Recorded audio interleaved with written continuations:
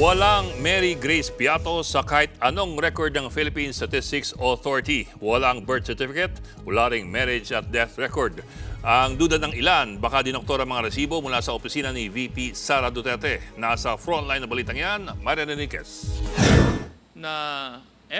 Meron nga ba talagang Mary Grace Piatos? Para magkaalaman, nag-verify ang Philippine Statistics Authority o PSA, alinsunod sa hiling ng Kamara. Dito lumabas na walang nakarehistrong Mary Grace Piatos sa birth, marriage at death record ng kanilang database. Si Mary Grace Piatos ang isa sa mga nakapirma sa resibo ng confidential funds ng opisina ni Vice President Sara Duterte.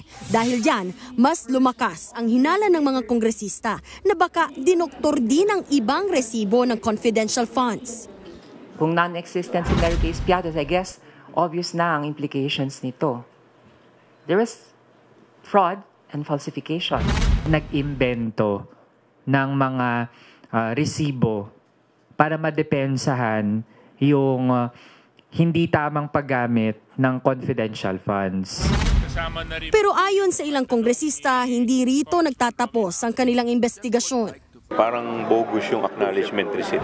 So siguro magiging next step namin is baka pati yung iba, papa-check na rin namin yung ibang mga names na madidiscover pa natin.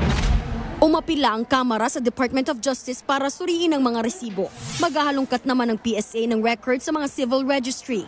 Wala pang komento si VP Sara sa inilabas ng PSA pero dati na niyang iginiit na hindi dumaraan sa kanya ang mga acknowledgement receipt. Mga tauhan daw niya ang nag-aayos nito.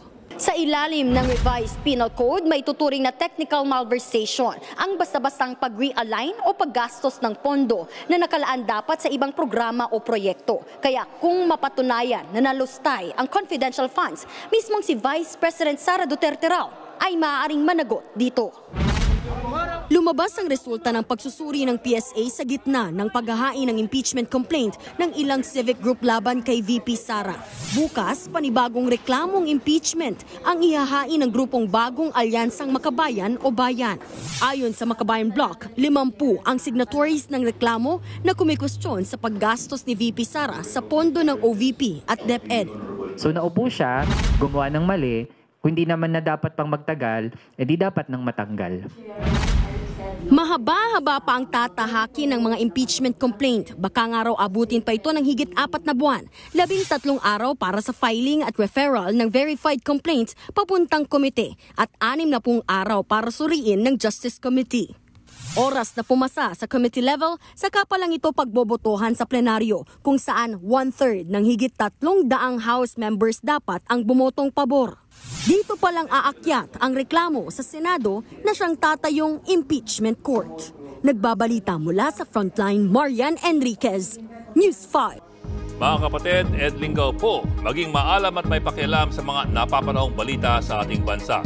Para sa mas malalimang pagtalakay at paghimay sa mga issue at headlines, tumutok lamang at pag-subscribe sa social media pages ng News 5.